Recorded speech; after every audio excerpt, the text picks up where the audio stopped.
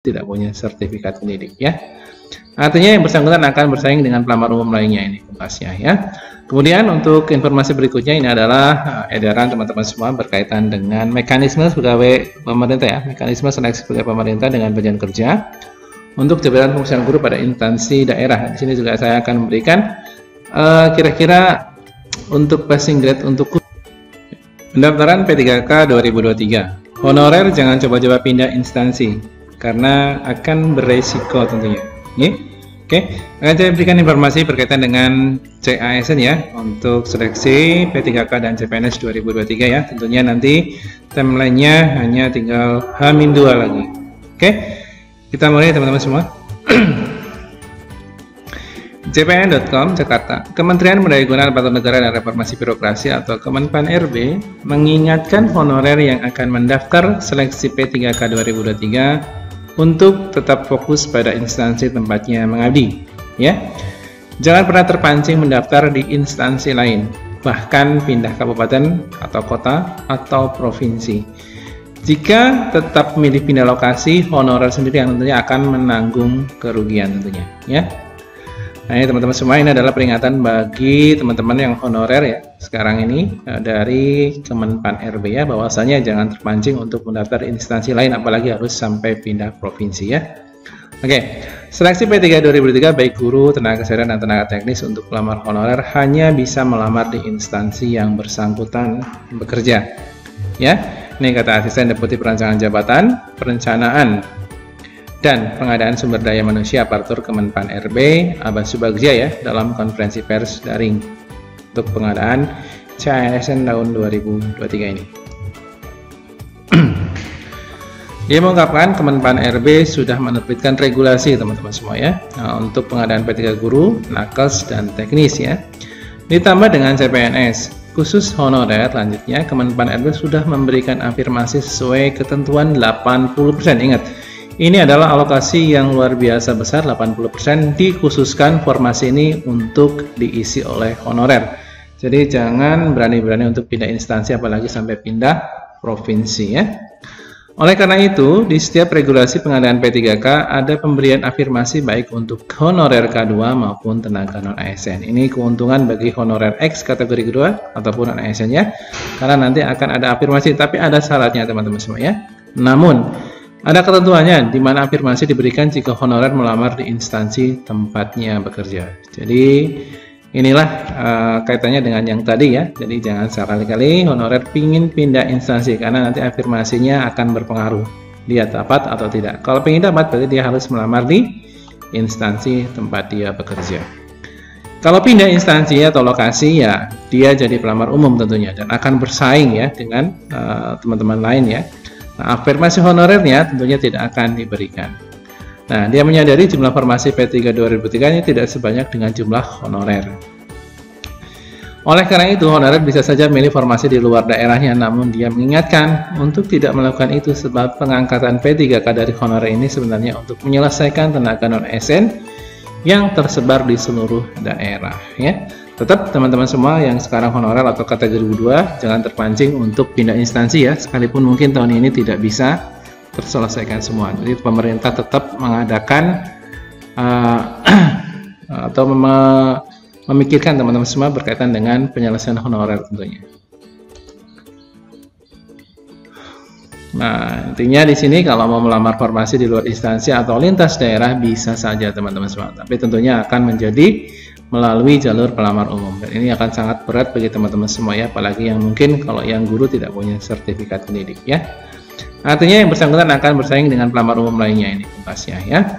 Kemudian untuk informasi berikutnya ini adalah edaran teman-teman semua berkaitan dengan mekanisme pegawai pemerintah ya, mekanisme seleksi pegawai pemerintah dengan bagian kerja untuk jabatan fungsional guru pada instansi daerah. Di sini juga saya akan memberikan kira-kira untuk passing grade untuk khusus untuk guru itu kira-kira berapa untuk tahun 2023 ya. Oke, simak saja teman-teman semua kira-kira isinya. Nah, saya akan berikan garis besarnya saja dari isi keputusan menteri ini teman-teman semua.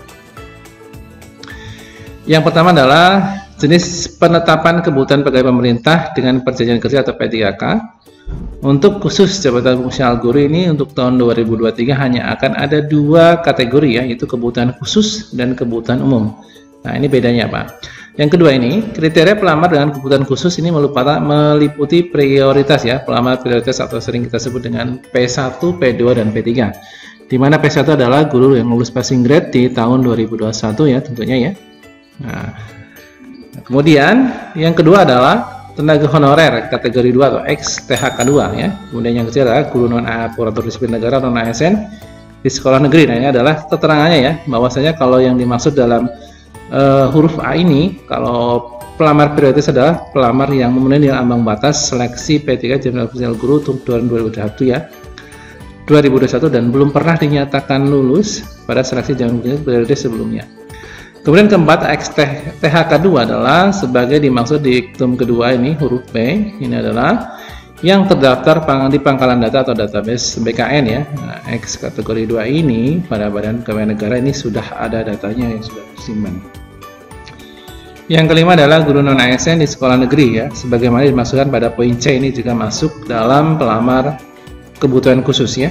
Nah, ini yang prioritas itu P1 saja, kemudian yang P dan C ini masuknya adalah P2 dan P3 ya. Nah, pelamar prioritas hanya di A. Ini masuknya ABC ini di poin yang A adalah kebutuhan khusus.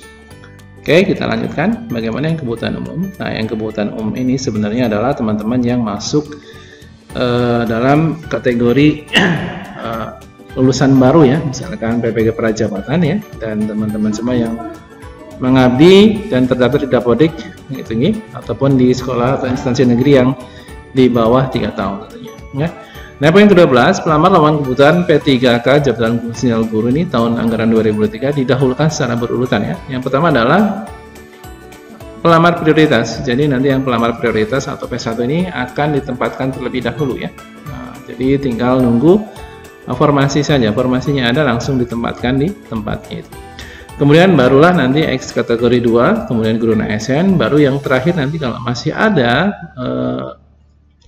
sisa formasi maka nanti akan dialokasikan untuk teman-teman yang membutuhkan di umum ya. Jadi yang umum nanti bisa ikut mendaftar. Tapi juga nanti tergantung daerahnya apakah masih ada formasi atau tidak. Kalau memang sudah tidak ada, cukup hanya di C saja, maka nanti untuk umum tidak ada ya. Tapi kalau masih ada bersisa formasi nanti mungkin sampai ke pelamar umum sudah.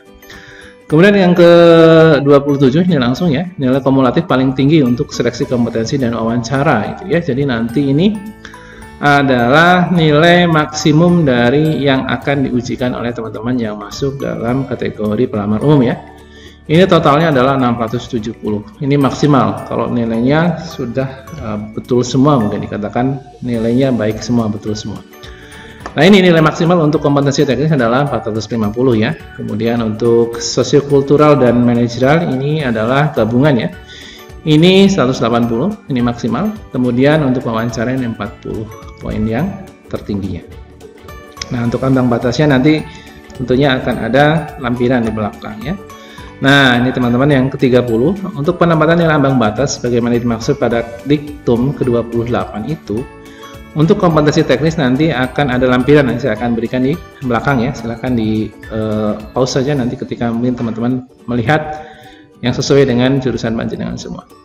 Ini nanti disesuaikan karena nanti per mapel ini akan berbeda teman-teman semua ya. Apakah nanti akan sama dengan tahun 2022 ataukah berbeda, kita simak saja. Yang B dan C ini sama teman-teman ya. Yang B itu untuk sosiokultural dan manajerial ini batas minimalnya adalah untuk passing grade ya. Dinyatakan teman-teman semua ini menjadi passing grade ini harus memiliki total minimal 117. Ini sudah passing grade. 116 berarti dia gagal, belum passing grade. Kemudian untuk wawancara ini untuk dinyatakan sebagai passing grade ini harus 24 minimal ya. Kalau 23 berarti dia belum passing grade. Ya, ini batas minimal. Maksimalnya tadi adalah 40. Kemudian yang ke-30 ini yang sering ditanyakan oleh teman-teman, apakah nanti akan ada afirmasi cerdik? Nah, ini teman-teman semua, ini akan terjawab di sini gitu teman-teman semua ya. Jadi untuk pelamar yang memiliki sertifikat pendidikan linier dengan jabatan yang dilamar dan terdaftar dalam pangkalan data Kementerian Pendidikan, Kebudayaan, Riset dan Teknologi, ini akan mendapat nilai paling tinggi sebesar 100% ya. Jadi berapapun nilainya, kalau memang sudah punya serdik, nanti tentunya untuk teknisnya atau kompetensi teknisnya nanti akan mencapai nilai tertinggi, atau nanti di sini nilai tertingginya adalah 450 untuk kompetensi teknisnya. Jadi selama teman-teman semua yang mempunyai sertifikat pendidik ya, nanti tentunya akan terakomodasi dengan yang namanya ini afirmasi yang 100%. Oke, selanjutnya adalah berkaitan dengan ini nilai ambang batas. Silakan diperhatikan ya. Saya contohkan untuk agama Buddha ya, ini 180. Ini untuk pendidikan agama ini 180 semua ya. Guru kelas itu nanti 180 juga. Jas orkes 170, nah seni budaya 160, ini yang tinggi guru bahasa Inggris 185 ya, luar biasa. Kemudian prakarya kewirausahaan 180, pendidikan khusus 180, guru PKN 185, guru EPS 175, guru IPA 180, guru bahasa Arab ini tinggi sekali 195 teman-teman semua. Kemudian guru bahasa Mandarin 205, guru bahasa Perancis 165, guru biologi 185, tinggi juga. Ini silakan teman-teman nanti di pause aja ya, ini karena banyak.